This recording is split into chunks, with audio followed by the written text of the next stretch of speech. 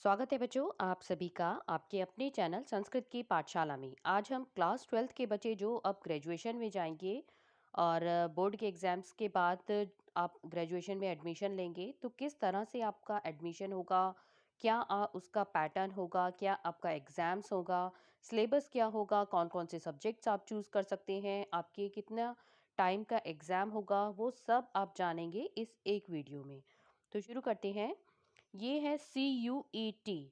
इसका क्या मतलब है? CUET का मतलब है कॉमन यूनिवर्सिटीज़ एंट्रेंस टेस्ट, जो कंडक्ट कराया जाएगा for undergraduate programmes in central universities for the academic session 22-23, जो अब सेशन स्टार्ट होगा 22-23 का आपका।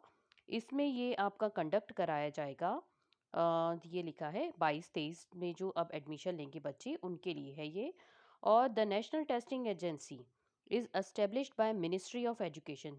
द नेशनल टेस्टिंग एजेंसी जो मिनिस्ट्री ऑफ एजुकेशन, जिसका पहले नाम क्या था, MHRD, ministry of human resource development नाम था, और अब उसका क्या नाम हो गया है, ministry of education, as an independent autonomous self reliant and self sustain premier testing organisation. आपका टेस्ट कौन लेगा? National testing agency. NTA आपका एग्ज़ाम लेगा। और national testing agency has been entrusted with the responsibility of conducting the undergraduate entrance test for all the central universities for the academic session 22-23। तो आपका जो exam होगा वो national testing agency जो कि एग्ज़ाम्स कंडक्ट कराती है central universities की, इनके लिए इनके द्वारा लिया जाएगा। और CUET will provide a single window opportunity.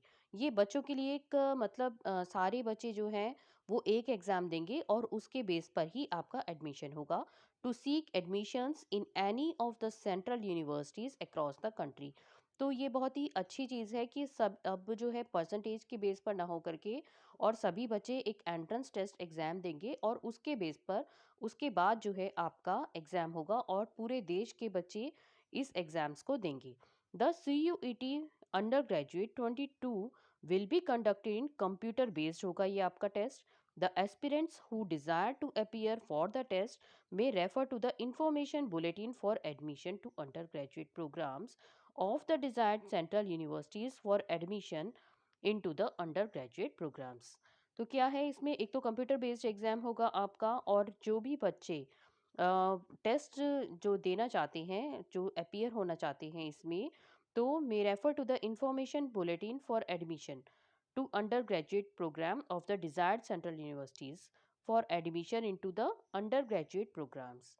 तो वो क्या करेंगे, इंफॉर्मेशन बुलेटिन जो है उस एडमिशन के लिए अंडर ग्रेजुएट प्रोग्राम्स, जो कि आप सेंट्रल यूनिवर्सिटीज़ में अगर आपकी इच्छा है एडमिशन लेने का, तो आपको कंप्यूटर बेस्ड एक टेस्ट होगा वो देना होगा।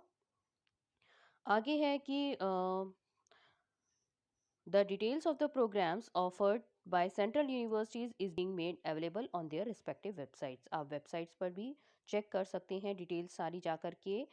और online application form for undergraduate programmes, ये आपके लिए इम्पॉर्टेंट है कि कब से स्टार्ट होगा ये ओपन होगा 2/4 से, 2 अप्रैल से स्टार्ट हो रहा है इसका link.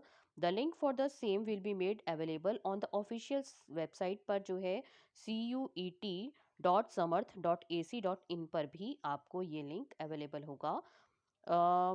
Candidates who wish to appear for CUET undergraduate, जो भी बच्चे अपीयर होना चाहते हैं इसमें, are advise to go through the required eligibility of the desired university या universities for selecting the options for from undergraduate programmes being offered. जो भी बच्चे इसमें एडमिशन, जो भी अपीयर होना चाहते हैं CUET में, तो उनको कहा गया है कि वो are advise to go through the required eligibility.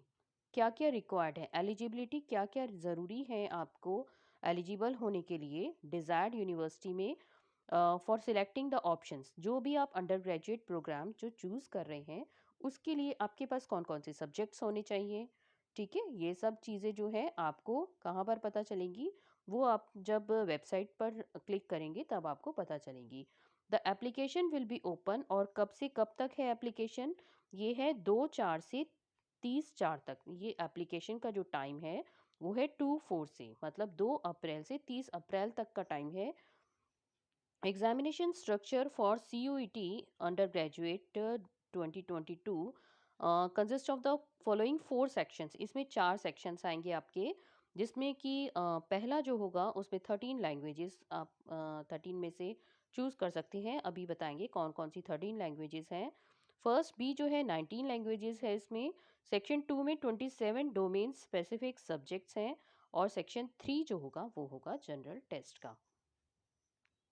आगे कह रहे हैं कि choosing options from each section is not mandatory, मतलब सभी ऑप्शंस में से सभी सेक्शंस में से जो ऑप्शन चूज़ करना वो कोई मैंडेटरी ज़रूरी नहीं है। Choices should match the requirements of the desired university. जिस यूनिवर्सिटी में आप एडमिशन लेना चाहते हैं उसकी रिक्वायरमेंट से वो मैच होना चाहिए।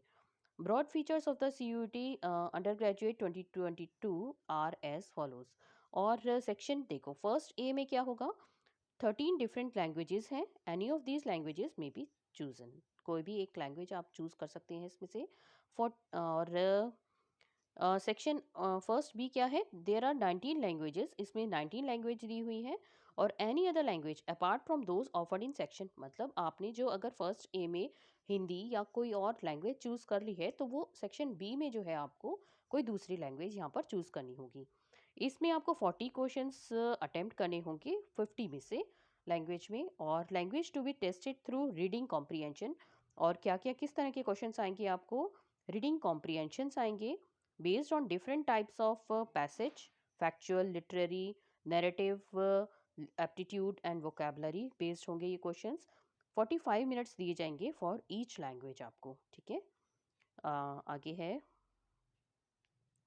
आगे दिया हुआ है सेक्शन 2 में क्या आएगा। सेक्शन 2 में आपका डोमेन का है, there are 27 domains specific subjects being offered under this section. A candidate may choose a maximum of 6 domains as desired by the applicable university. ठीक है, तो कम से कम जो है आपको मैक्सिमम जो है आप 6 डोमेन्स जो है वो चूज कर सकते हैं। 40 क्वेश्चंस होंगे इसमें भी आपको जो अटेम्प्ट करने होंगे आउट ऑफ 50। ठीक है, और input text can be used for MCQ based questions. MCQ based questions होंगे, MCQ based on NCERT class 12 syllabus only. जो आपका क्लास 12 में आप सिलेबस पढ़ रहे हैं उसी के ऊपर ये क्वेश्चन बेस्ड होंगे। और इसके लिए आपको 45 मिनट्स मिलेंगे for each domain specific subjects. जो भी आप सब्जेक्ट्स चूज करेंगे उनके लिए ईच सब्जेक्ट के लिए आपको जो है 45 मिनट्स दिए जाएंगे। आगे है सेक्शन नंबर 3 आता है, इसमें है जनरल टेस्ट होगा ये आपका। और इसमें क्या है, for any such undergraduate programme being offered by university where a general test is being used for admission.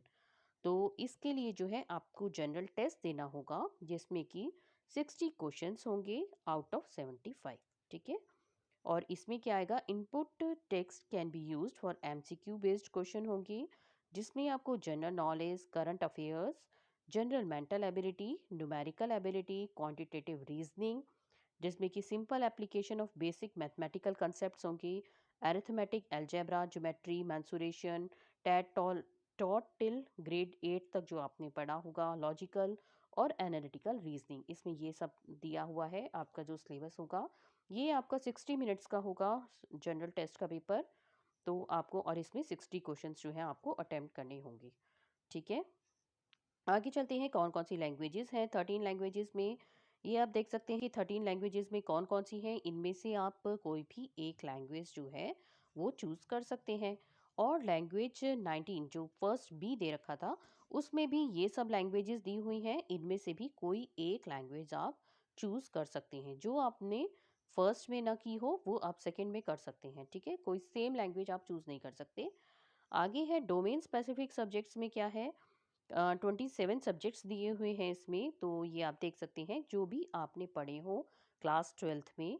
और जिस भी सब्जेक्ट में आप जो है एडमिशन लेना चाहते हैं तो उसके हिसाब से आप देख लेंगे कि कौन से सब्जेक्ट आपने पढ़े हैं।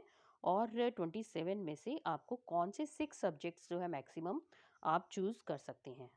ठीक है, आगे है, a candidate can choose a maximum of any 3 languages from section 1A and section 1B taken together.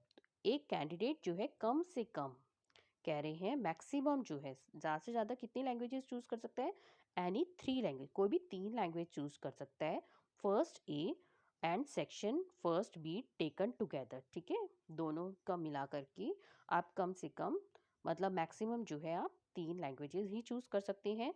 One of the languages chosen needs to be in lieu of domain specific subjects, और एक जो है languages जो आप choose करेंगे need to be in the lieu of domain specific subjects की भी हो सकती है वो।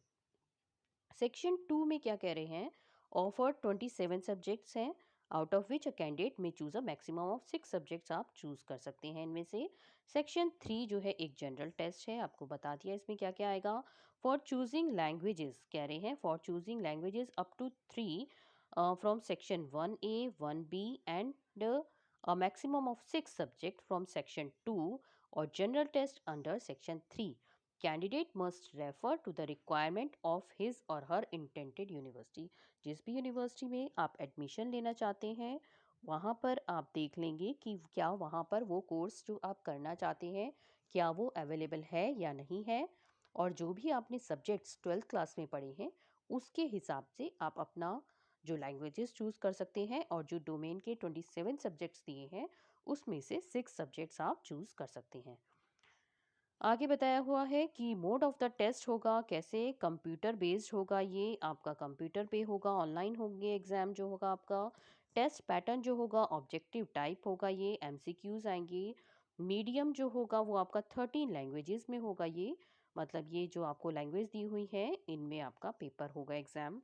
सिलेबस जो होगा आपका सेक्शन फर्स्ट ए और first B, language to be tested through reading comprehension जो भी based on different types of passages, ये आपको बता दिया है, फैक्चुअल लिटरेरी एंड नैरेटिव और एप्टीट्यूड और वोकेबलरी, इसके ऊपर बेस्ड होगा आपका फर्स्ट ए और फर्स्ट बी के जो आप लैंग्वेज चूज़ करेंगे। सेक्शन 2 में जो है एनसीईआरटी का होगा जो आपने क्लास 12th में सिलेबस पढ़ा है। सेक्शन 3 जो होगा वो होगा जनरल नॉलेज जिसमें current affairs, G M, numerical ability होगा, रीजनिंग होगी, और इसमें ये आपको बता दिया है arithmetic, algebra, geometry, mensuration, stat taught till grade 8 तक जो आपने पढ़ा है, लॉजिकल और एनालिटिकल रीजनिंग, ठीक है, तो ये आपका सेक्शन 3 का होगा। रजिस्ट्रेशन जो है विल बी ऑनलाइन होंगे आपके, और ये इन्होंने लिंक दिया है हुआ है, ये वेबसाइट जो दी हुई है CUET.samarth.ac.in पर फॉर्म जो है अवेलेबल होंगे फ्रॉम, लिखा है अवेलेबल फ्रॉम 1 अप्रैल से जो है ये अवेलेबल होंगे, और आप 2 से आप 30 तारीख तक आप भर सकते हैं इसको।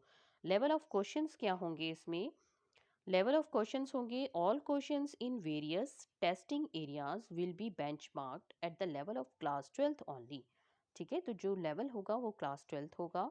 Students having studied class 12th board syllabus would be able to do well in CUET undergraduate 22, ठीक है, तो जो आप 12th के बोर्ड का ही सिलेबस पढ़ रहे हैं वो ही आने वाला है, तो आपको घबराने की ज़रूरत नहीं है कि पता नहीं इस एग्ज़ाम में क्या आपसे पूछने वाले हैं।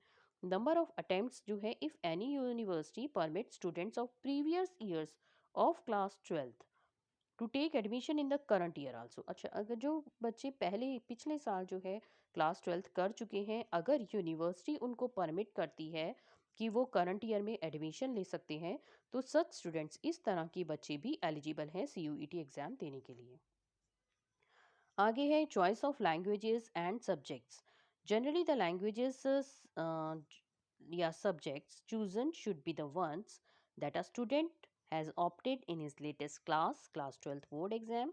मतलब जनरली जो लैंग्वेज या जो आप सब्जेक्ट चूज़ करोगे, जो आपने क्लास 12th बोर्ड एग्ज़ाम में जो ऑप्ट किए हैं, जो भी आप पढ़ रहे हैं वो ही मतलब चूज़ करेंगे। However, if any university permit any flexibility in this regards, the same can be exercised under CUET undergraduate 22 also। तो अगर कोई भी यूनिवर्सिटी ये परमिट करती है, फ्लेक्सिबिलिटी है कि हाँ ठीक है आप कोई और सब्जेक्ट भी चूज़ कर सकती हैं इन सब्जेक्ट के अलावा जो क्लास 12th में आप पढ़े हैं, तो आप एग्ज़ाम ये वाला उसमें आप चूज़ कर सकते हैं, जो 27 डोमेन्स में से आप सब्जेक्ट चूज़ करेंगे। Candidates must carefully refer to the eligibility requirements of various central university in this regard. पहले आप अच्छे से जो है जो भी रिक्वायरमेंट्स हैं, एलिजिबिलिटी है, वो पढ़ लीजिएगा। Moreover, if the subject to be studied in the undergraduate course is not available in the list of 27 domain-specific subject being offered, candidate may choose the subject close to his choice. For example, for biochemistry, candidate may choose biology. कह रही है अगर if the subject to be studied in the undergraduate course is not available, कि अगर ये course कोई भी ऐसा कोर्स जो आप अंडर ग्रेजुएट में जो है आपका अवेलेबल नहीं है, 27 जो सब्जेक्ट्स दिए हुए हैं अगर उसमें अवेलेबल नहीं है, तो कोई भी मिलता जुलता आप कोई सब्जेक्ट जो है वो क्लोजेस्ट जो भी हो वो चूज़ कर सकते हैं। जैसे इन्होंने बताया कि बायोकेमिस्ट्री है, तो उसके लिए अगर the candidate may choose biology आप चूज़ कर सकते हैं। Candidates are advise to the visit the NTA CUET undergraduate 22 official website, ये बता दी है आपको CUET.samat.ac.in आफ्टर 2/4, ठीक है, 2/4 से आपके 2 अप्रैल से शुरू हो जाएंगे। For latest update regarding the examination, कोई भी अगर आपको जानकारी चाहिए तो आप यहाँ पर इस वेबसाइट पर विजिट कर सकते हैं। फॉर एनी क्वेरीज के लिए भी और क्लैरिफिकेशन के लिए भी इन्होंने candidates can also call at the NTA helpline number दिए हुए हैं, ये वाला आपको, और 2 नंबर दिए हुए हैं, या आप NTA को राइट में भी लिख करके आप कोई भी क्वेरीज हैं तो वो पूछ सकते हैं। CUET_UG@NTA.ac.in पर आप अपनी क्वेरीज को भेज सकते हैं। तो ये था पूरा, हेल्पलाइन नंबर भी दे रखा है इसमें और सिलेबस। तो ये थी पूरी जानकारी CUET एग्ज़ाम्स के लिए।